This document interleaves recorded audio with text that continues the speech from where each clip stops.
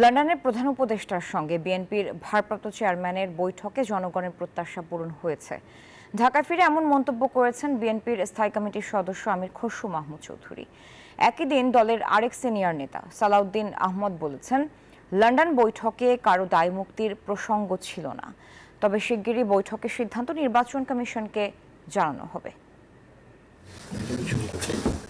১৩ June লন্ডনে doctor Yunus Tarique Rahman আলোচিত বৈঠকের পর থেকে দেশের রাজনীতিতে ফিরেছে স্বস্তি। বৈঠকের পর যৌথ সংবাদ সম্মেলনে ছিলেন বিএনপি স্থায়ী কমিটির সদস্য আমির খসরু মাহমুদ চৌধুরী।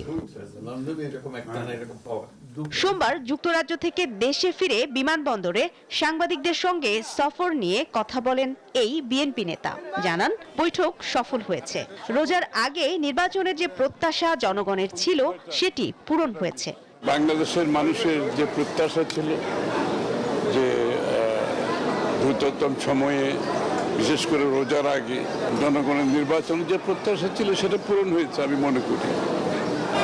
সেদিক থেকে তো আমি মনে করি এটা সফল একটা আলোচনা হয়েছে। এবং বাংলাদেশের সবচেয়ে বড় কথা হচ্ছে আমাদের বিশেষ বিশেষ সন্ধিক্ষণে আমাদের যে ঐক্যমত হয় সেটা হচ্ছে আমাদের একটা ভালো দিক দেশের জন্য।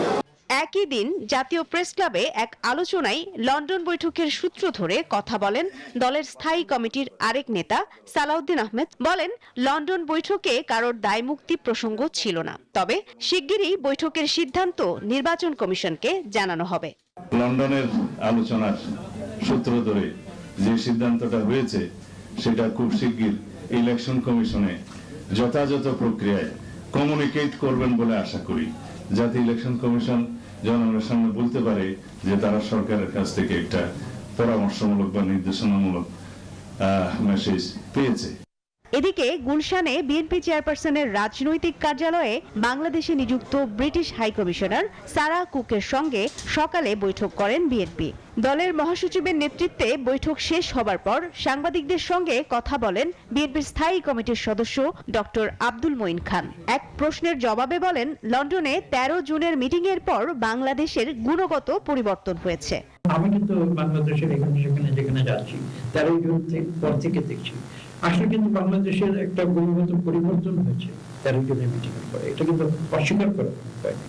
যে কথাগুলো মানুষ এখন উৎসাহী একটা সামনের দিকে তাকাচ্ছে, মানুষ সেখানে চিন্তা করছে যে দেশে আবার গণতন্ত্র ফিরে আসবে। ব্রিটিশ হাইকমিশনার সারা কুকের সঙ্গে বিএনপির বৈঠকে কি কি আলাপ হলো জানতে চাইলে বাংলাদেশের নির্বাচন, গণতন্ত্র, শিক্ষা, স্বাস্থ্য সহ বৈশ্বিক পরিস্থিতিতে বিএনপির অবস্থান তারা সারা কুকের কাছে তুলে ধরেছেন বলে জানান মঈন খান। দীর্ঘ ১৭ বছর যারা। মারুফা রহমান, নিউজ 24, ঢাকা।